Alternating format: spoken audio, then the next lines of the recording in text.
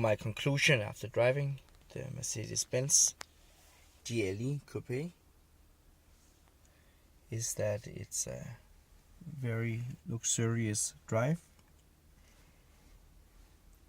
It's of course a big car, SUV styled, so it's a little bit slow in the acceleration,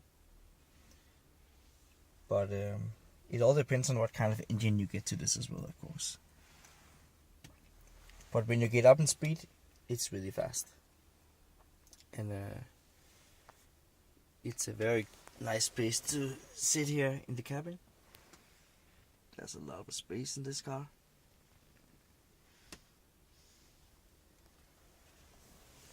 So my conclusion is that it's definitely a car that I would consider buying,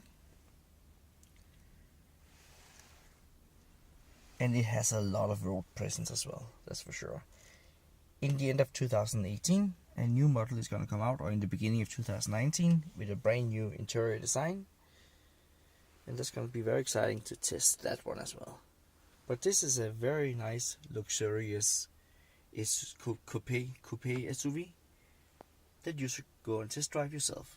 Please subscribe to my channel and visit euromandriver.com. Have a great day. Bye bye.